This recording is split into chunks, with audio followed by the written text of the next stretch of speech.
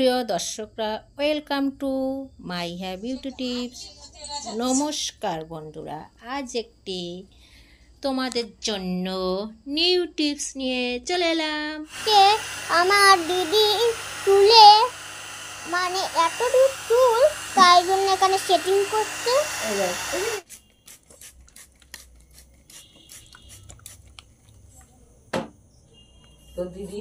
কতটা কেটে দেবো? এতটা কেটে দেবো? এই যে এতটা হাত দিয়ে দেয়।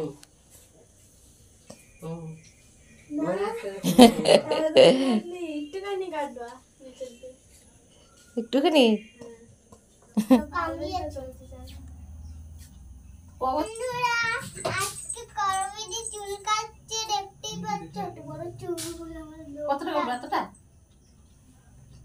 অল্প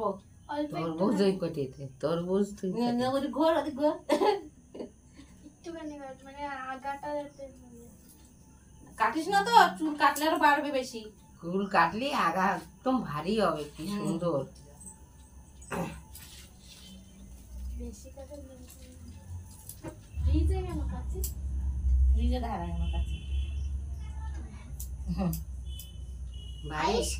বাড়ির দিকে রাজ করে দে।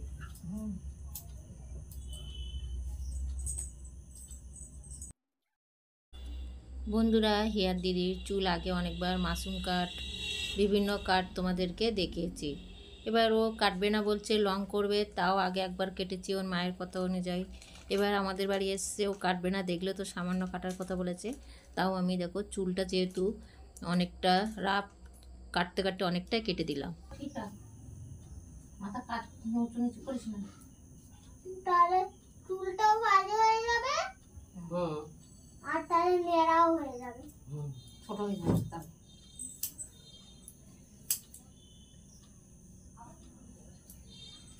এই 7 হর্স লাগিয়েছে কেন? 7 হর্স? 7 হর্স ভালো না লাগানো? শুনেছি আমি, ওই জন্য।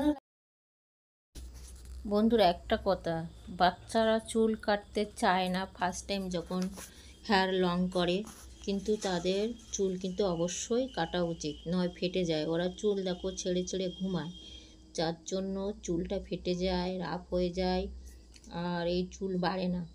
আর এই লম্বা অবস্থায় যদি বছরে বছরে যদি চুলটা কাটিং করা যায়, তাহলে চুলটা খুব সুন্দর হয় আর গ্রোথও ভালো হয়, ফাটেও না।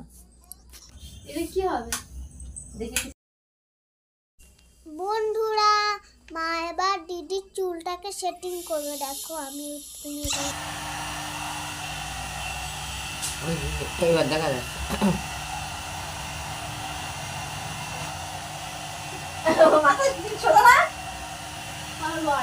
না, শক্ত রাখ, শক্ত রাখ, তোর মাসি আছে তো। আমি রয়েছি না, তুমি শক্ত রাখো। চিনতে বলিস নি।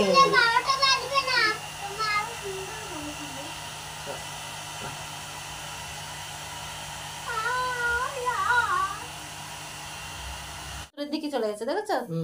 এই যে এইগুলো না ভেতরের দিকে চলে যাবে। এই চুল রাপ আছে, ভালো রাপ। এই আগাগুলো পুরো এই যে সেটিংয়ে।